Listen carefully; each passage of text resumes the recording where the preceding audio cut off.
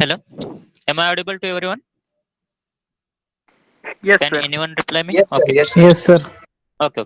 So we'll wait for another 1 minute. After that, we'll start our lecture. Let other students should also join the lecture. We'll wait for 1 minute. After that, we'll start our lecture.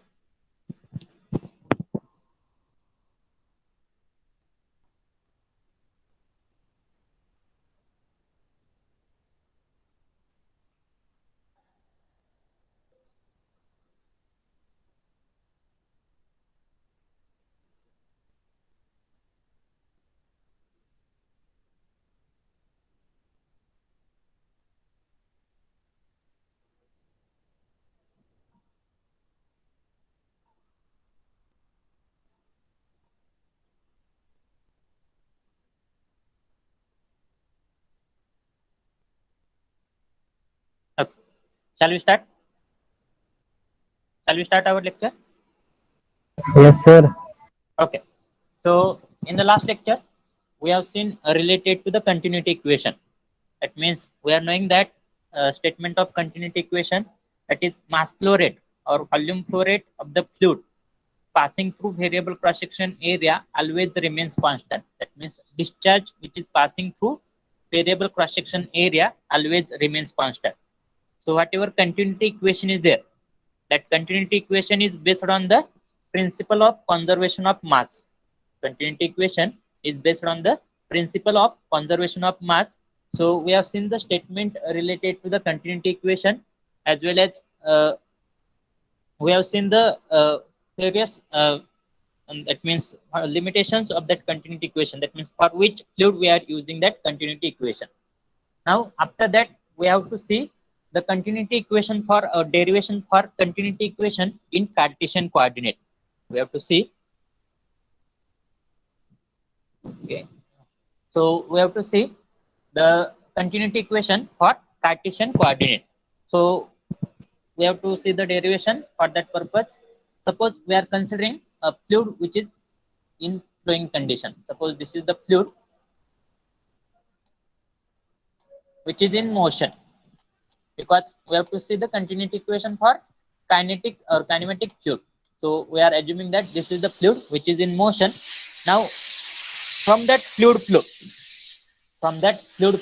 if I am going to consider any one or any singular fluid particle, from that fluid motion, if I am going to consider any singular fluid particle or fluid element, so if I will enlarge this fluid element,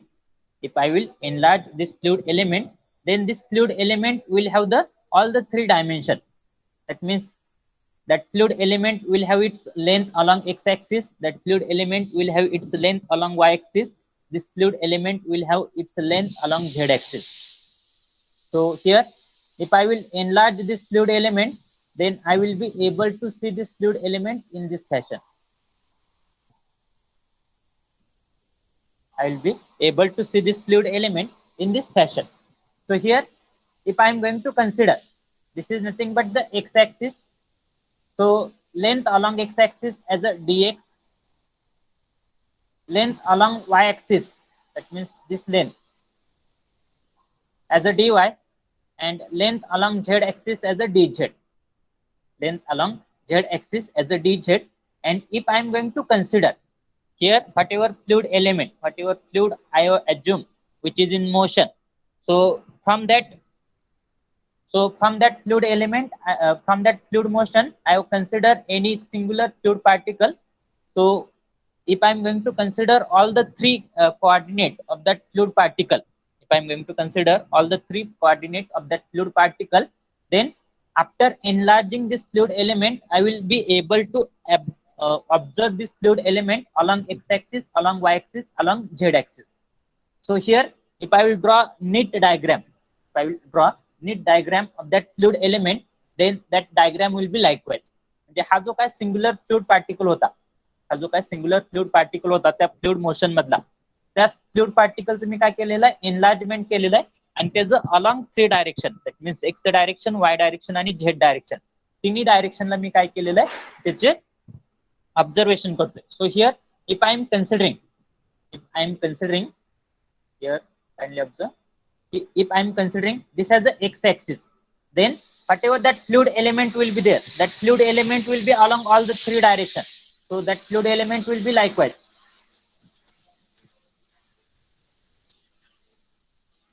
So this will be the fluid element along x-axis, y-axis, and z-axis.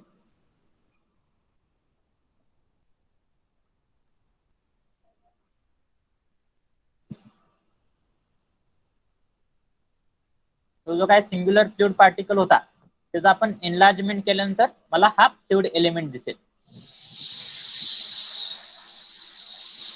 So here in this fluid element, if I am going to assume in this fluid element, if I am going to assume this has a length dx, whatever this length will be there, I am going to assume length along x-axis as a dx.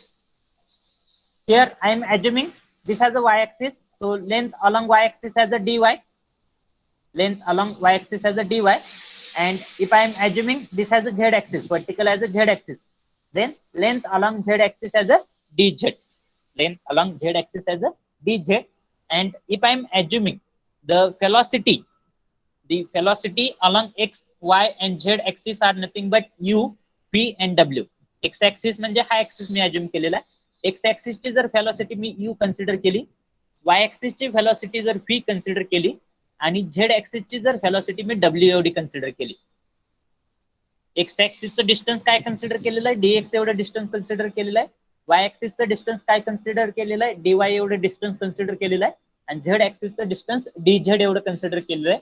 X axis ची velocity u consider केलेली आहे, y axis ला velocity त्या fluid पार्टिकलची y axis ची velocity p consider केलेली आहे, आणि त्याच फ्लुइड पार्टिकलची z ऍक्सिस ची व्हेलॉसिटी काय कन्सिडर केलेली आहे, w कन्सिडर केलेली आहे. आता तो जो काय फ्लुइड एलिमेंट आहे त्याला जर मी नॉमेनक्लेचर दिलं, म्हणजे हा जो काय फेस आहे त्या फ्लुइड एलिमेंटचा हा जो काय फेस आहे त्याला जर मी ABCD म्हटलं, this point as a A, this point as a B, this point as a C, this point as a D, then here whatever another face will be there. So along this face, if I am considering this as a E, F, G, and EH, E, F, G, EH, then I am going to say that, then here I am going to say that fluid element A, B, C, D, E, F, G, H, fluid element A, B, C, D, E, F, G, H will have all the three direction. So along x direction, that fluid element is having the length as a dx. Along y direction, that fluid element is having the length as a dy, and along z direction, that fluid element is having the length as a dz. And if I will consider the velocity component, then that fluid element is having the velocity component as a u along x direction, having velocity component as a v along y direction, and having velocity component as a w along z direction. इथपर्यंत समजलंय का सगळ्यांना? इथपर्यंत कुणाला काय अडचण आहे का? This derivation is bigger one, that's why I'm dividing this derivation into certain part. So whenever I'm asking whether you are having any doubt up to this stage, then if you are having any doubt up to that stage, you have to ask that doubt, because whatever next derivation will be there, that will be based on that part only. So up to here, त्या part पर्यंत कुणाला काय doubt आहे का किंवा काय query आहे का? या ठिकाणी आपण फक्त काय अज्युम केलेलं आहे, एक फ्लुइड फ्लो होता असं अज्युम केलेलं आहे. त्या फ्लुइड फ्लो मधला कोणता तरी एक फ्लुइड एलिमेंट कन्सिडर केलेला आहे, आणि तो फ्लुइड एलिमेंटची मोशन आपण तिन्ही डायरेक्शनला आहे असं अज्युम करतो. एक्स डायरेक्शनला पण आहे, वाय डायरेक्शनला पण आहे, आणि झेड डायरेक्शनला पण आहे असं अज्युम करतो. पण तो जो काय सिंगल फ्लुइड पार्टिकल होता, तो जो काय सिंगल फ्लुइड पार्टिकल किंवा फ्लुइड एलिमेंट होता, त्याचं जर मी एनलार्जमेंट केलं, त्याचं जर मी एनलार्जमेंट केलं तर अलॉंग एक्स डायरेक्शनला त्या फ्लुइड एलिमेंटची लेंथ काय येते dx, अलॉंग वाय डायरेक्शनला त्या फ्लुइड एलिमेंटची लेंथ काय येते dy, अलॉंग झेड डायरेक्शनला फ्लुइड एलिमेंटची लेंथ येते dz. आणि व्हेलॉसिटी कंपोनंट जर मी मेजर केले u, p आणि w, हे काय velocity component along u, p and w आहे. आणि हा जो काय एंटायर फ्लुइड एलिमेंट आहे त्याला जर मी naming as a ABCD EFGH दिलं तर वेगवेगळ्या पॉइंटला ABCD EFGH अशा टाइप मध्ये येणार आहे. इथपर्यंत कुणाला काय अडचण आहे का? असेल तर लवकर सांगा, नाहीतर पुढे जाऊया. Write in the comment box. If you understood, write Y in the comment box. If you are having any query or if you haven't understood, write in N in the comment box.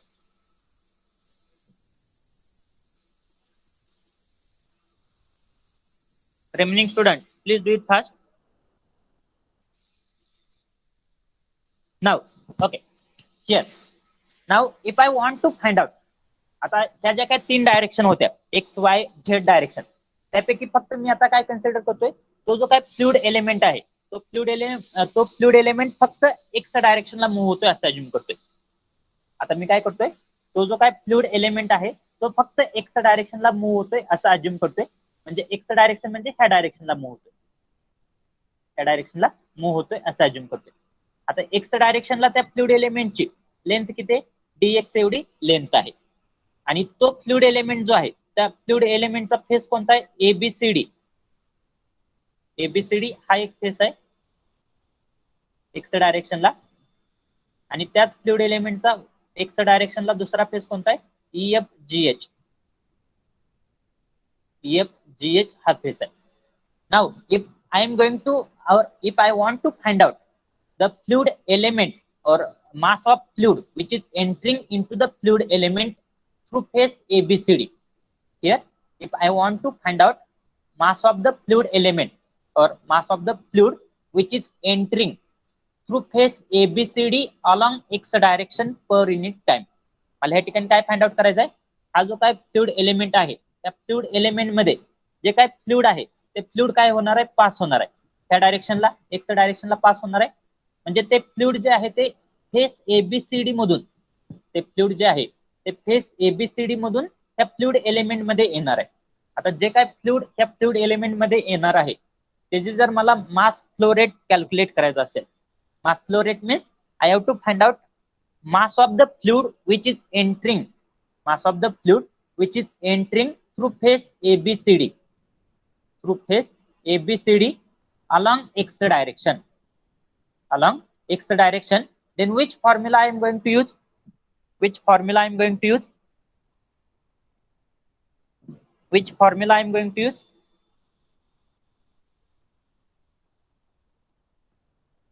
Can anyone tell me? So first of all, we have considered fluid element which is having the length as a dx dy dz, and that dx dy dz length is along the direction x y z.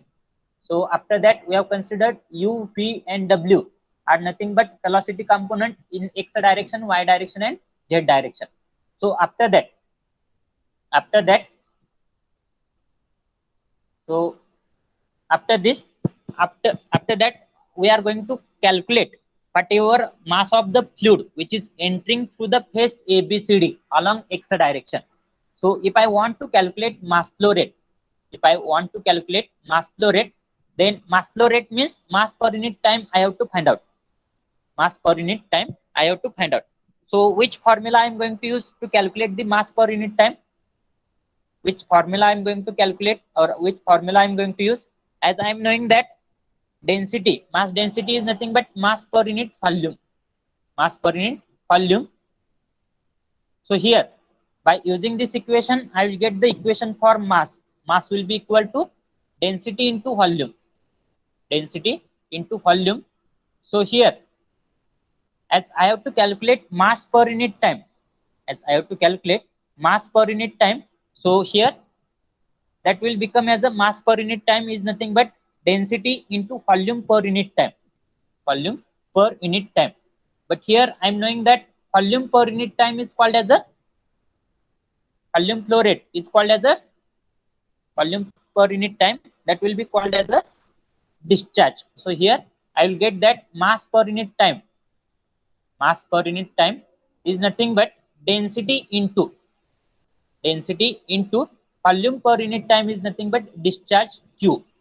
So here mass per unit time is called as a m dot, mass per unit time is called as a m dot. So that will be equal to density into discharge. Q is given by equation. What is the equation for Q? Q is given by equation area into velocity, area into velocity. So here instead of Q I can put the value as the area into velocity. So area into velocity. Area into velocity. So here, to calculate the mass flow rate, along x direction, through the phase ABCD, I have to use the formula. That formula will be rho into area along x direction. Rho into area of that fluid element along x direction into velocity component along x direction. So here, to calculate the mass flow rate, or mass of the fluid entering through the phase ABCD, या ठिकाणी सुरुवातीला मला काय calculate करायचं आहे, along X डायरेक्शनला हा face A B C D आहे. ह्या फेस एबीसीडी मधून किती मास of fluid per unit time, और किती मास ऑफ फ्लुइड पर सेकंड त्या फेस एबीसीडी मधून एंटर होते त्या फ्लुइड एलिमेंट मध्ये. तर तो फॉर्म्युला काय असणार आहे आपला, तो rho into area into velocity असणार आहे. So M dot is nothing but rho into area into velocity. So here, mass of the fluid entering through the phase ABCD per unit time, that will be given by equation rho into velocity. आता velocity कोणती घ्यायची आहे, along x direction ची velocity घ्यायची आहे. rho into velocity along x direction into area of ABCD, phase ABCD. आता ह्या ठिकाणी ते इक्वेशन काय येणार आहे, रो ऍज इट इज राहील. व्हेलॉसिटी अलॉंग एक्स डायरेक्शन काय आहे, यू पी डब्ल्यू, हे 3 व्हेलॉसिटी कंपोनंट आहे. त्यापैकी अलॉंग एक्स डायरेक्शनचा व्हेलॉसिटी कंपोनंट कोणता आहे, यू आहे. म्हणजे व्हेलॉसिटी इन एक्स डायरेक्शन काय येणार आहे, यू येणार आहे. Into area of face A B C D, हा जो काय फेस एबीसीडी आहे येलो लाईन ने इंडिकेट केलेला, त्या फेस एबीसीडी चा एरिया काय येणार आहे. Can anyone tell me what will be the area of this face ABCD? So area is nothing but this length. What is this length? dy. And this height is nothing but dz. So dy into dz, that will be the area of face ABCD. So here, if I will put those values of velocity along x direction and area of face ABCD, I will get that equation as a, this equation will be rho as it is velocity in x direction ची velocity काय u. So u into area of face ABCD. आता हा face A B C D चा area काय येणार आहे, ह्या ठिकाणी this length is nothing but dy, this height is nothing but dz. So dy into dz. इथपर्यंत कोणाला काय अडचण आहे का आता? आपण अजून काय केलेलं आहे, एक फ्लुइड एलिमेंट होता किंवा एक फ्लोइंग फ्लुइड होतं, त्यातला तरी एक फ्लुइड एलिमेंट कन्सिडर केलेला आपण, आणि त्या फ्लुइड एलिमेंटचं आपण एक्स डायरेक्शन, वाय डायरेक्शन आणि झेड डायरेक्शनला ऑब्झर्वेशन करतोय. तर एक्स डायरेक्शनला लेंथ काय कन्सिडर केलेली आहे, dx, वाय डायरेक्शनची लेंथ dy, झेड डायरेक्शनची लेंथ dz, आणि velocity component along X Y Z डायरेक्शनला काय u p आणि w एवढं व्हेलॉसिटी कंपोनंट.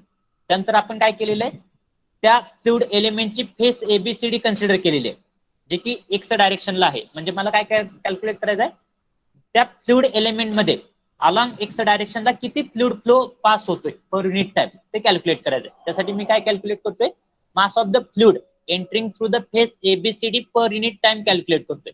तर मास फ्लो रेट कसा कॅल्क्युलेट करणार आहे मी, कोणत्या फॉर्म्युल्यानं, rho into velocity in X direction into area of face ABCD, तर त्यापैकी रो ऍज इट इज राहणार आहे. रो म्हणजे काय, ते जे काय फ्लुइड एलिमेंट किंवा फ्लुइड कन्सिडर केलेलं आहे त्याची डेन्सिटी. व्हेलॉसिटी इन एक्स डायरेक्शनची व्हेलॉसिटी काय आहे, यू एवढी व्हेलॉसिटी आहे. आणि एरिया ऑफ फेस एबीसीडी काय आहे, dy into dz. So this is nothing but the fluid which is coming, or the fluid which is entering through the fluid element of having face ABCD. त्या ABCD मधून किंवा त्या ABCD face मधून x डायरेक्शनला येणाऱ्या फ्लुइडचं ते काय आहे, मास flow rate आहे. इथपर्यंत समजले सगळ्यांना? Yes or no? Write in the comment box. What about remaining student? इथपर्यंत काय क्वेरी असेल तर विचारू शकतात. Unmute yourself and you can ask the query if you are having.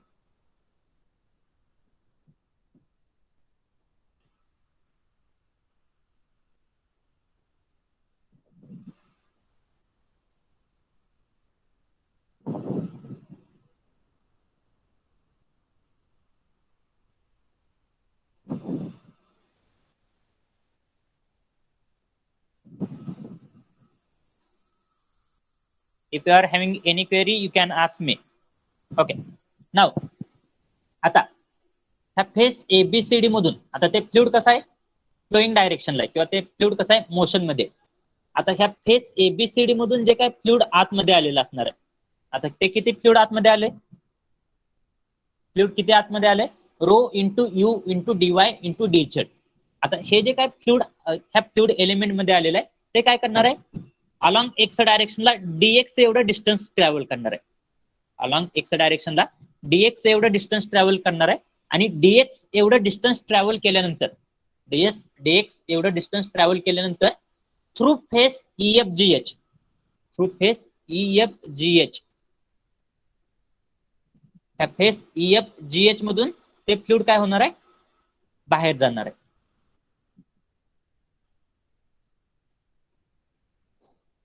Through face EFGH ते फ्लुइड काय होणार आहे, बाहेर जाणार आहे.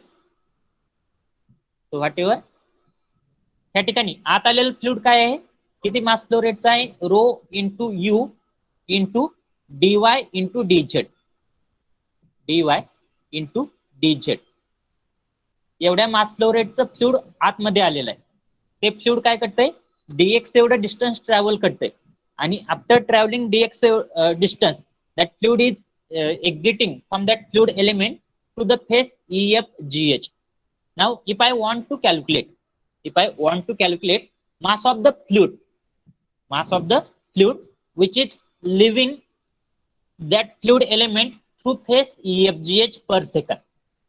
If I want to calculate the mass of fluid which is leaving the phase EFGH along x direction आहे, ज्या ABCD face मधून ते फ्लुइड त्या फ्लुइड एलिमेंट मध्ये आलं, ते फ्लुइड एलिमेंट मध्ये ते फ्लुइड काय करणार आहे, अलॉंग एक्स डायरेक्शनला DX एवढं डिस्टन्स ट्रॅव्हल करणार आहे.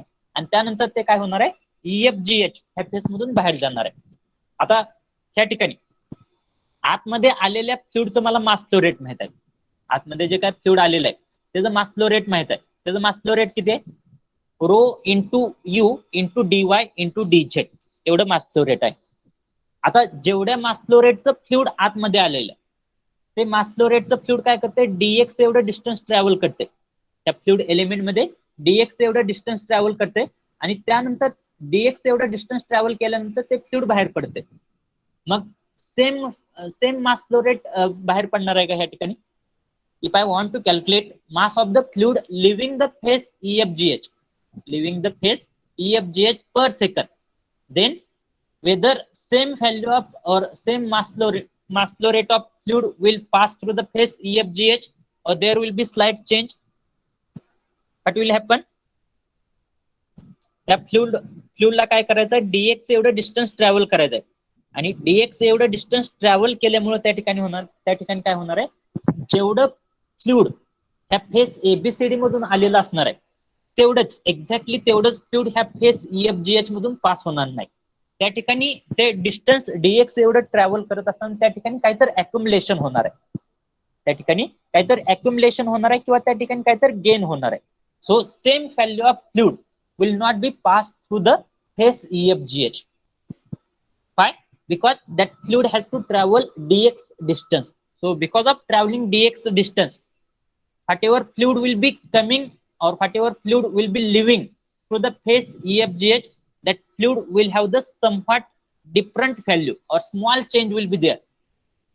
त्या ठिकाणी जर मी 1 kg फ्लुइड आत येते असं कन्सिडर केलं, त्या ठिकाणी जर मी 1 kg फ्लुइड ह्या फेस ABCD मधून आत येते असं जर कन्सिडर केलं तर ह्या फेस EFGH मधून जे काय बाहेर जाणार फ्लुइड असणार आहे ते ऍक्युरेट किंवा एक्झॅक्टली 1 kg असणार नाही. ते काय असणार आहे, 1.01 असणार आहे किंवा 0.99 असणार आहे. काहीतरी स्मॉल चेंज होणार आहे, काहीतरी स्मॉल चेंज होणार आहे. आपल्याला माहित नाही ते 1.01 असणार आहे की 0.99 असणार आहे की काहीतरी वेगळी व्हॅल्यू असणार आहे. पण ही जी व्हॅल्यू असणार आहे, ही व्हॅल्यू म्हणजे काय असणार आहे? Small change in the original value असणार आहे. आणि तो स्मॉल चेंज कशामुळे असणार आहे? Because of travelling this dx distance. Because of travelling this dx distance. So here, if I want to calculate mass of the fluid which is living through the phase EFGH, which is living through the phase EFGH, then that will be equal to,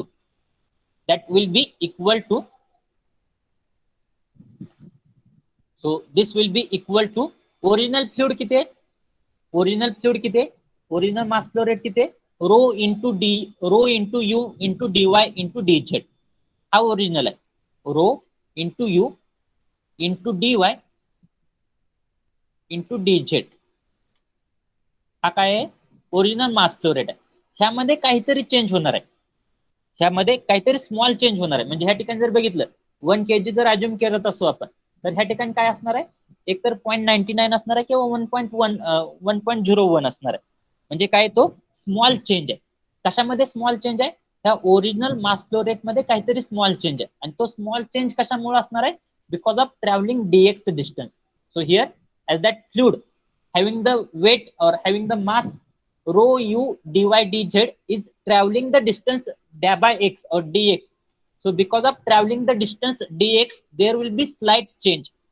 Da by x is indicating the small change. So there will be small change in the original mass flow rate. Original mass flow rate is nothing but du rho u dy dz. Rho u dy dz. So here this is the original mass flow rate, and as I am taking the partial differentiation, or as I am taking the partial differentiation, so here I have to multiply it by dx. I have to multiply it by dx. म्हणजे ह्या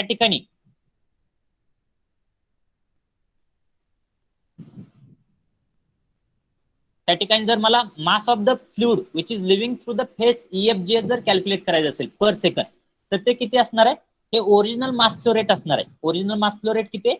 row u dy डीझेड, जो की ह्या ABCD face मधून आत आला होता. आता सेम व्हॅल्यू ऑफ फ्लुइड काय होते? dx एवढं डिस्टन्स ट्रॅव्हल करते, पण dx एवढं डिस्टन्स ट्रॅव्हल करत असताना त्या ठिकाणी काहीतरी स्मॉल चेंज होणार आहे. म्हणजे ह्या फ्लुइड मध्ये, त्या ओरिजिनल फ्लुइड मध्ये काहीतरी स्मॉल फ्लुइड ऍड होणार आहे, किंवा त्या फ्लुइड मधलं स्मॉल फ्लुइड काय होणार आहे? ह्या ठिकाणीच राहणार आहे, साचून राहणार आहे. त्याला आपण काय म्हणतोय? अक्युमुलेशन म्हणतो. तर ते स्मॉल फ्लुइड कशामुळे असणार आहे? स्मॉल चेंज कशामुळे असणार आहे? बिकॉज ऑफ ट्रॅव्हलिंग dx एवढं डिस्टन्स. सो डॅबा by x, that is indicating the small change along x direction. So that small change will be in terms of mass flow rate. So mass flow rate is nothing but rho u dy dz, and as I am taking the daba x, that means partial differentiation along x direction, so here I need to consider the dx. So mass flow rate of the fluid which is living through the phase EFGH per second, that will be equal to rho u dy dz plus daba by daba x rho u dy dz into dx. इथपर्यंत समजतंय का सगळ्यांना? का काय अडचण आहे? इथपर्यंत समजतंय? कोणाला काय अडचण असेल तर विचारू शकता.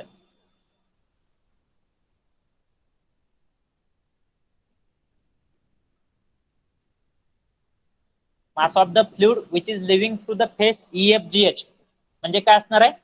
जे की ABCD मधून आत आलेलं होतं. ABCD मधून किती आत आलं होतं?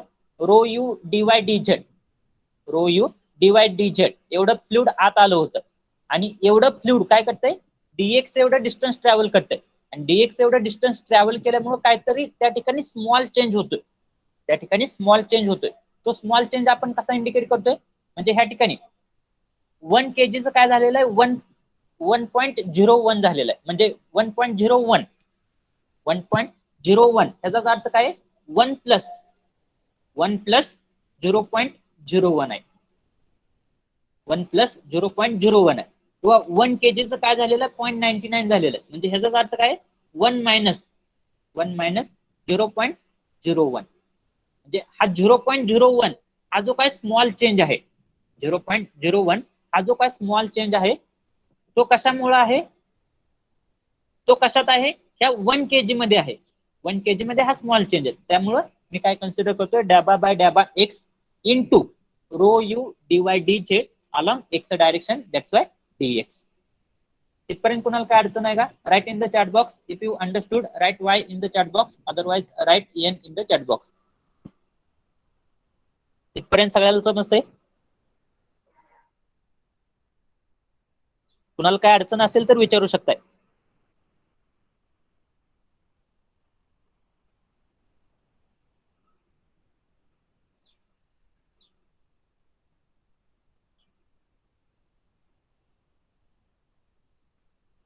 बाकी कुणाला काय अडचण आहे का अजून?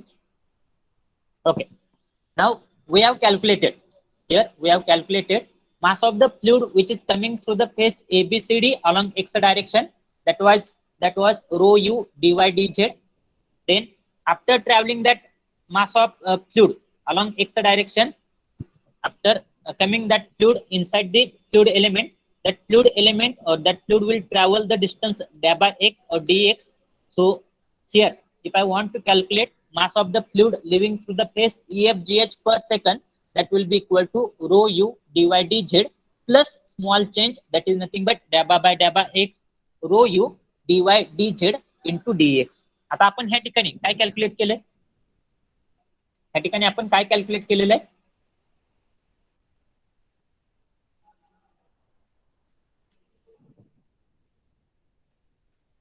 या ठिकाणी काय कॅल्क्युलेट केलेलं आहे आपण, ह्या फेस एबीसीडी मधून किती फ्लुइड आतमध्ये आलं, या ठिकाणी काय कॅल्क्युलेट केलेलं आहे आपण, त्या फेस एबीसीडी मधून किती फ्लुइड आतमध्ये आलं, ते म्हणजे फेस एबीसीडी मधून आत आलेलं फ्लुइड, आणि फेस ईएफजीएच मधून, फेस ईएफजीएच मधून किती फ्लुइड बाहेर गेलं, एवढं कॅल्क्युलेट केलं. आणि हे दोन्ही पण काय अलॉंग एक्स डायरेक्शनला आहे.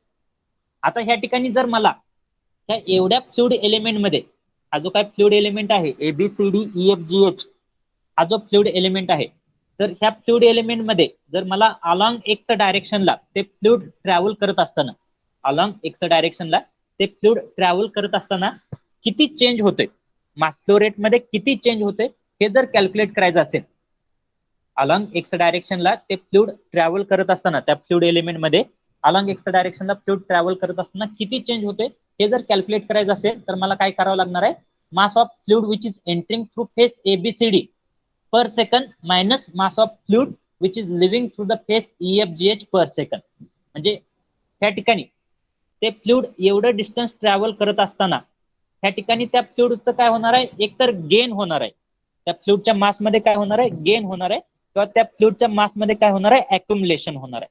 हे जर मला कॅल्क्युलेट करायचं असेल तर here if I want to calculate gain of mass flow rate, if I want to calculate gain of mass flow rate along x direction, then that will be equal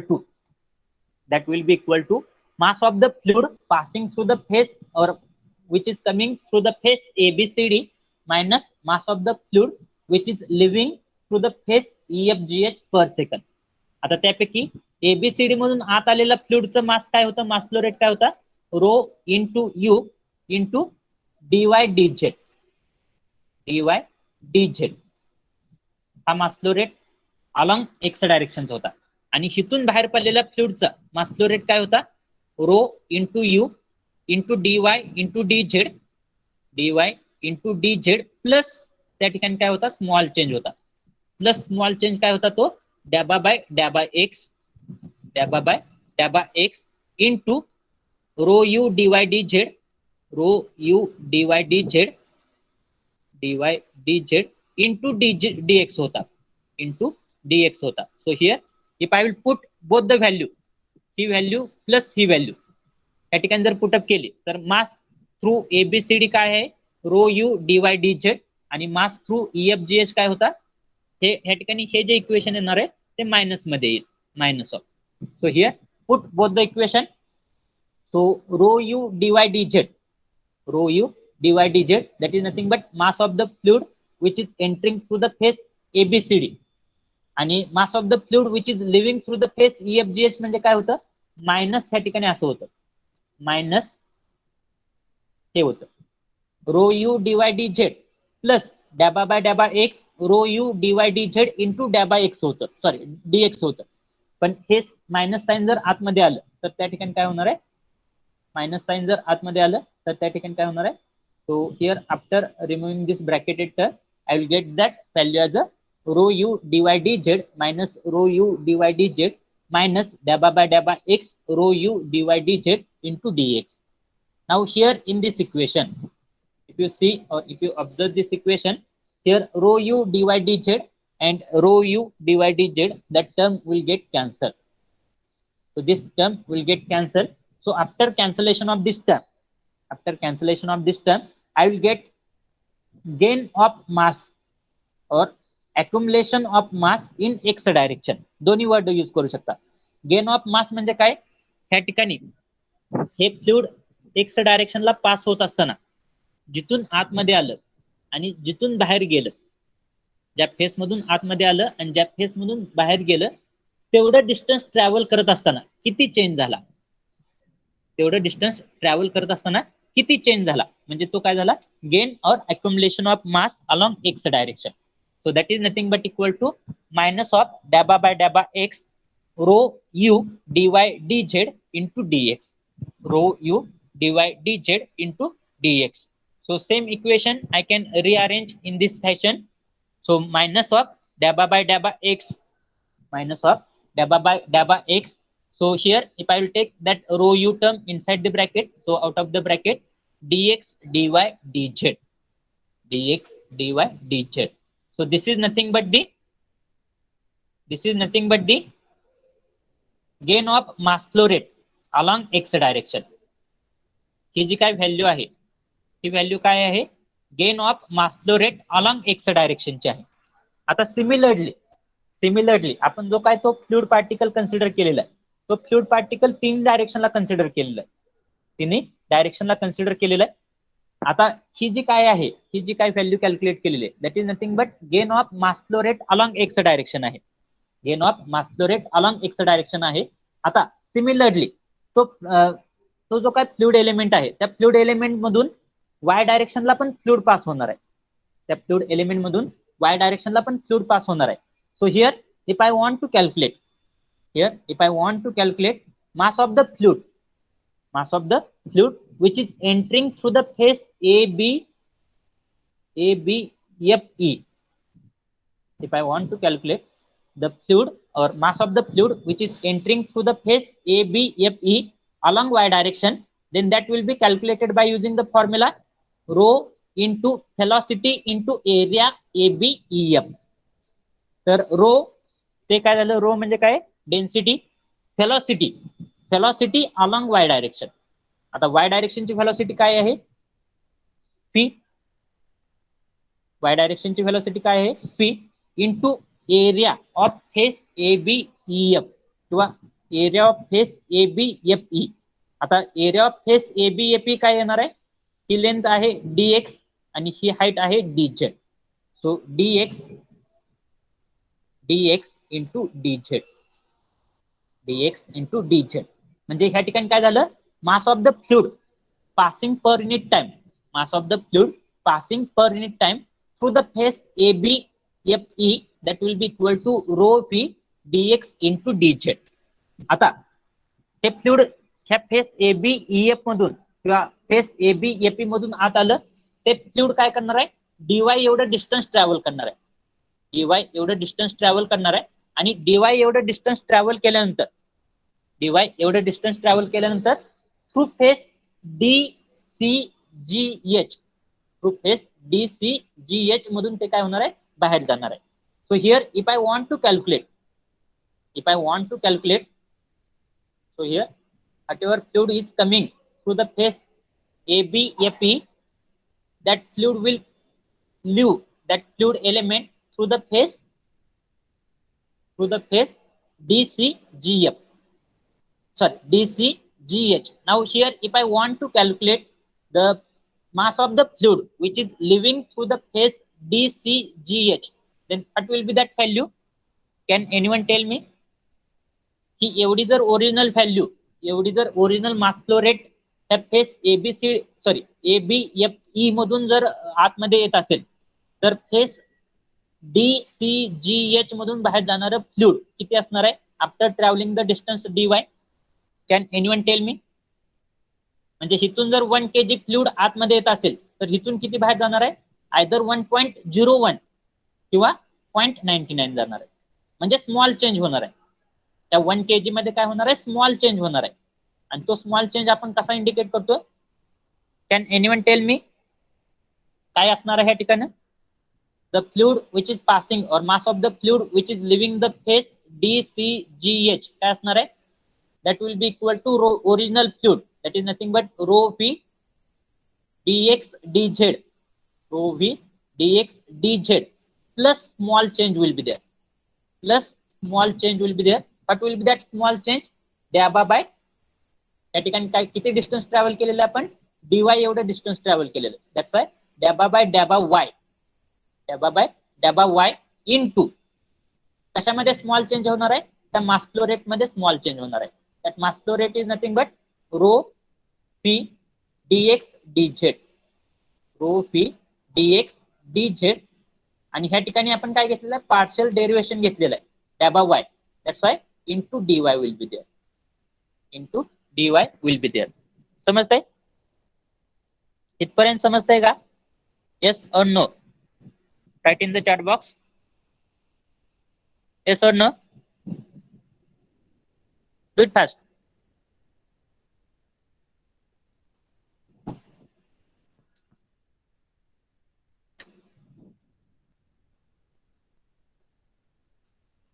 okay. आता या ठिकाणी जर मी अशाच टाइपमध्ये जर gain of mass flow rate in y direction calculate करायचं म्हटलं, gain of mass flow rate in y direction calculate करायचं म्हटलं तर काय असणार आहे? Gain of mass flow rate in y direction is nothing but mass which is coming through face ABFE minus mass which is leaving through face DCGH असं असणार आहे. तर त्या दोन्हीचं जर मायनस केलं तर ह्या टर्मला ही टर्म मायनस होईल आणि ह्या ठिकाणी काय येणार आहे? Minus dabba by dabba y rho V dx dy dz. हे काय असणार आहे? Gain of mass flow rate in y direction असणार आहे. So here if I want to calculate, this was nothing but gain of mass flow rate in x direction. So similarly if I want to calculate gain or net gain of mass flow rate in y direction, then net gain of mass flow rate in y direction काय change होणार आहे? फक्त त्या ठिकाणी row you ज्या ठिकाणी होतं त्या ठिकाणी फक्त काय होणार आहे? रो व्ही येणार आहे. So minus dabba by dabba y rho v dx dy dz. या ठिकाणी जर बघितलं तुम्ही ह्या टर्मला ही टर्म कॅन्सल होईल आणि मायनस मध्ये काय येणार आहे? dabba by dabba y rho v dx dy dz. म्हणजे ह्या ठिकाणी फक्त चेंज काय होणार आहे? ह्या इक्वेशन मध्ये फक्त u च्या जागी अलॉंग y डायरेक्शनला कोणती व्हेलॉसिटी? v आहे. त्यामुळे ह्या ठिकाणी काय येणार आहे? Minus dabba by dabba y, या ठिकाणी y येणार आहे minus dabba by dabba y rho p dx dy dz ही टर्म येणार आहे. So here net gain in mass in y direction that will be equal to minus dabba by dabba y into rho v dx dy dz. इथपर्यंत समजतंय? Yes or no? इथपर्यंत समजतंय? Right in the comment box yes or no. What about remaining student? If you are having any query, जर काय अडचण असेल तर विचारू शकता. आता लगेच विचारा कोणाला काय अडचण असेल तर. कोणाला काय अडचण असेल किंवा कोणता पार्ट समजला नसेल तर लगेच विचारा. अनम्यूट करा स्वतःला आणि विचारा. कारण की जसं पुढे जाईल तसं पाठीमागचा कन्सेप्ट आपल्याला पुढे घेत जायचा आहे. Shall we proceed further? Okay. Now, in the similar fashion, if I want to calculate net gain of mass in z direction, then can anyone tell me what will be the net gain in z direction directly? minus dabba Minus z dabba by dabba z rho into rho w. into small w, because we have to consider the velocity component along z direction. Rho into w into dx into dy. dy into dz. So in the similar fashion त्या ठिकाणी जर तुम्हाला एक्झामला continuity equation in Cartesian coordinate जर विचारलं तर तुम्हाला फक्त काय कॅल्क्युलेट केलेलं दाखवायचं आहे, gain of mass flow rate along x direction कसा कॅल्क्युलेट केला एवढं दाखवायचं आहे. कसा कॅल्क्युलेट केला, mass which is leaving coming और mass which is entering through face ABCD calculate केली, त्यानंतर mass which is leaving through face EFGH per second calculate केली. त्या दोन्हीचा डिफरन्स जर घेतला तर तो काय आलेला आपला gain of mass in X direction तिथपर्यंत दाखवायचं आहे. आणि त्यानंतर तुम्हाला डायरेक्टली काय म्हणायचं आहे, similarly net gain of mass in y direction. फक्त त्या ठिकाणी चेंज काय करायचं आहे, यूच्या जागी वाय डायरेक्शनची व्हेलॉसिटी पुटअप करायची आहे आणि डॅबा एक्सच्या ऐवजी काय करायचं आहे, डॅबा वाय पुटअप करायचा आहे. अलॉंग झेड डायरेक्शन जर असेल तर डॅबा एक्सच्या ऐवजी डॅबा झेड आणि यूच्या जागी डब्ल्यू येणार आहे. So here net gain of mass in y direction that will be equal to minus of dabba by dabba y rho v into dx dy dz. Similarly, net gain in z direction that will be equal to minus of dabba by dabba z rho w dx dy dz. आता ह्या ठिकाणी मी काय calculate केलेलं आहे, या ठिकाणी calculate काय केलेलं आहे, अलॉंग एक्स डायरेक्शनला पास होत असताना अलॉंग ते fluid along x direction pass होत असताना किती गेन होतोय, मास फ्लो रेट मध्ये किती गेन होतोय. अलॉंग वाय डायरेक्शनला ते फ्लुइड पास होत असताना त्या मास फ्लो रेट मध्ये किती गेन होतोय आणि अलॉंग झेड डायरेक्शनला ते फ्लुइड पास होत असताना त्या मास फ्लो रेट मध्ये किती मास फ्लो रेट मध्ये किती गेन होतोय, मासचा किती गेन होतोय ते आपण कॅल्क्युलेट केलेलं आहे. Now here if I want to calculate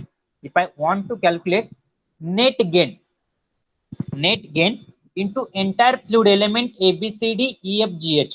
If I want to calculate net gain which is occurring inside the fluid element ABCD EFGH, then that net gain will be equal to gain of mass flow rate along x direction plus gain of mass flow rate along y direction plus gain of mass flow rate along z direction. So that will be equal to net gain जर calculate करायचं म्हटलं, मी जर net gain calculate करायचं म्हटलं तर हे तिन्ही equation मला काय करावं लागणार आहेत, ऍडिशन करावं लागणार आहे. आता तिन्ही इक्वेशन कोणते आहेत, हे पहिले इक्वेशन,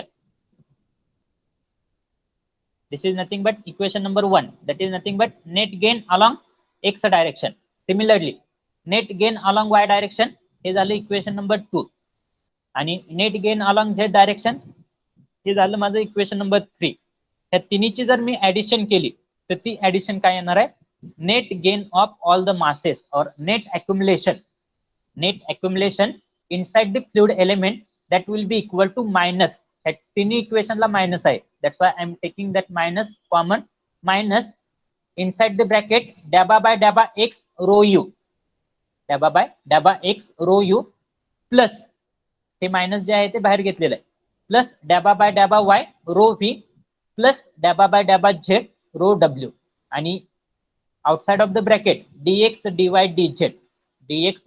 dz ही टर्म काय आहे, कॉमन आहे.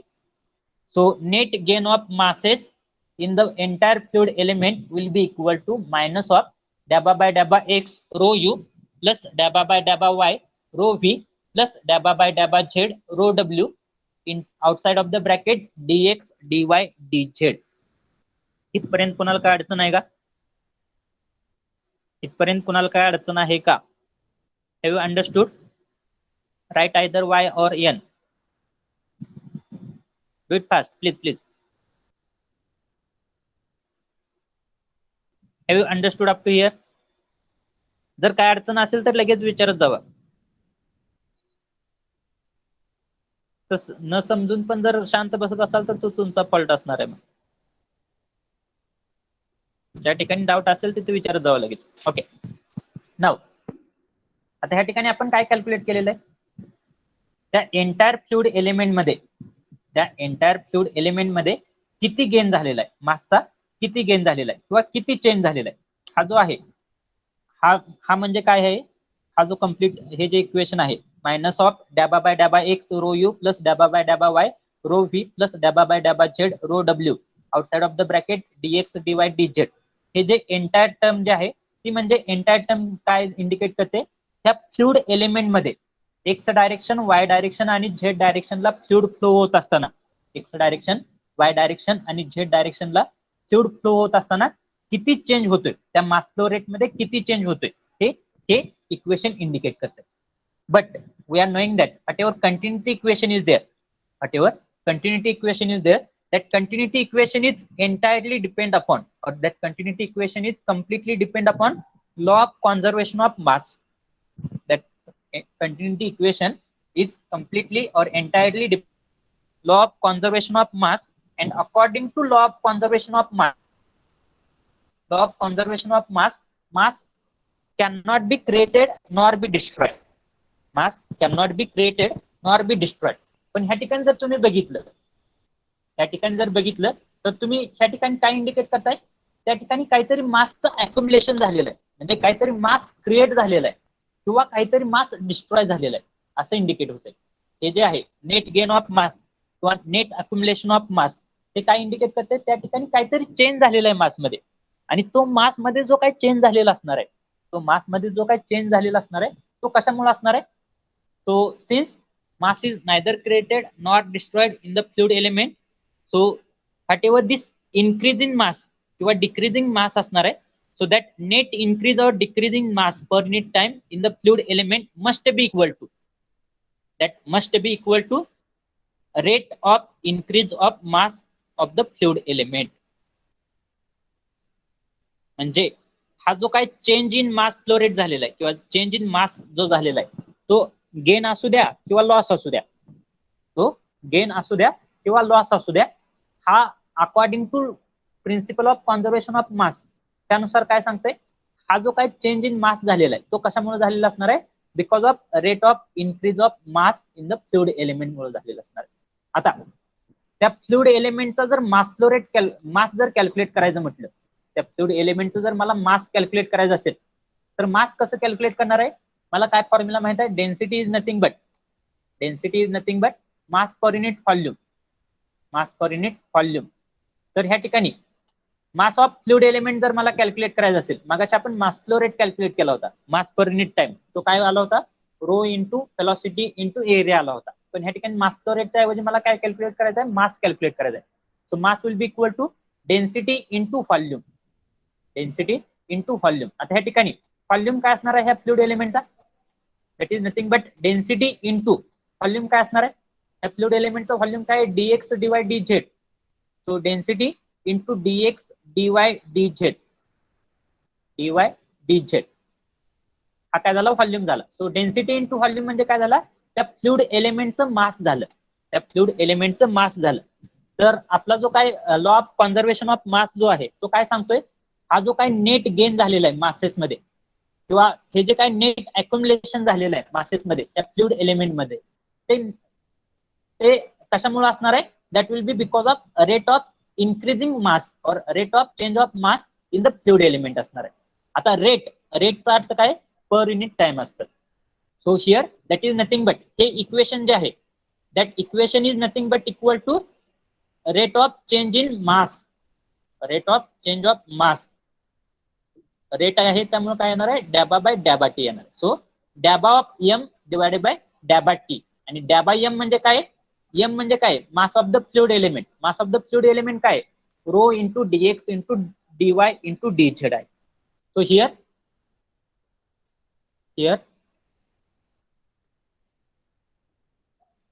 कसं कॅल्क्युलेट केलं मास समजलं.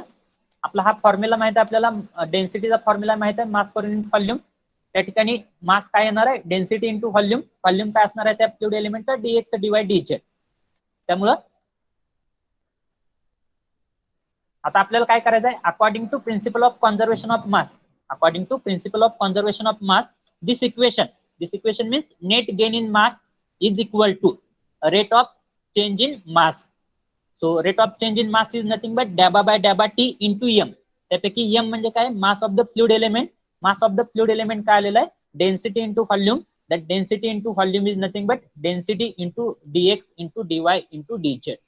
So here mass of the fluid element काय आलं होतं, rho into dx into dy into dz हे काय आलं आपलं mass of the fluid element आलेलं आहे. So rate of mass of the fluid element और rate of change of mass with respect to time. Rate of change of mass with respect to time म्हणजे काय येणार आहे डॅ by m by डॅ by t. त्यापैकी m म्हणजे काय rho into dx into dy into dz. So डॅ बाय डॅ t into rho into dx dy dz. आता हे इक्वेशन आपल्याला कशाशी इक्वेट करायचं आहे. We have to equate this equation.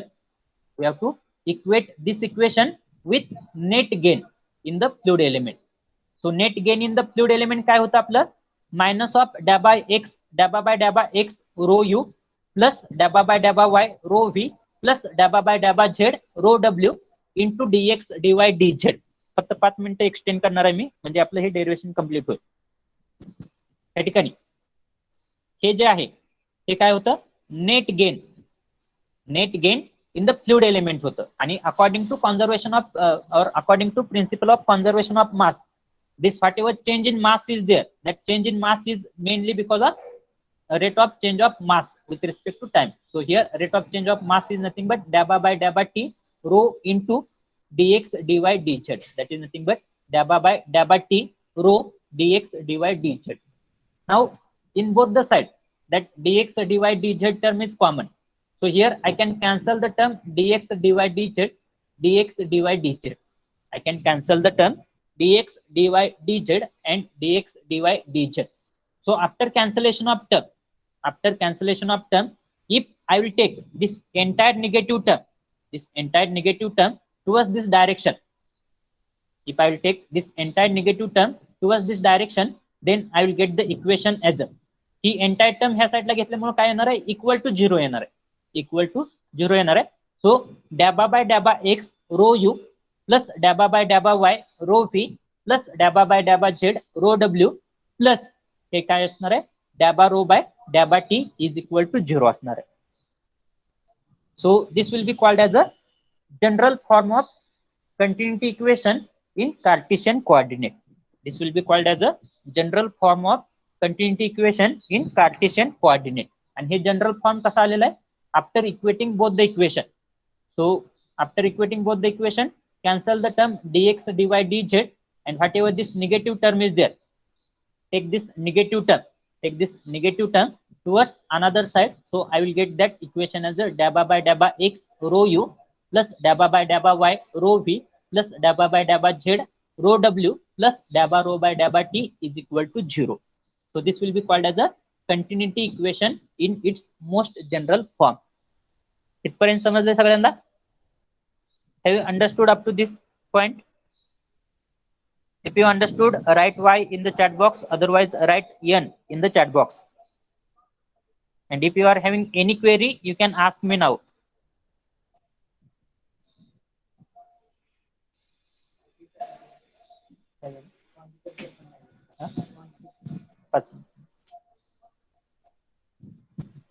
Okay. As most of the students are writing Y in the chat box, that means you have understood this equation or this derivation. So we'll stop here.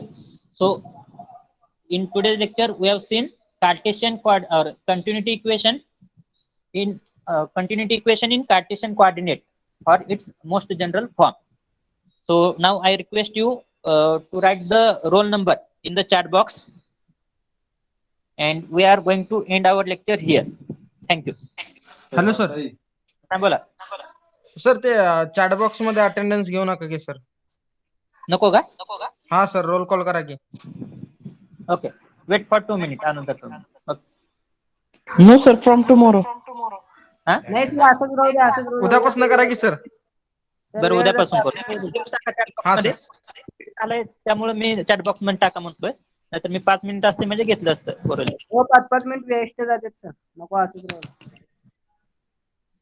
Right in the chat box.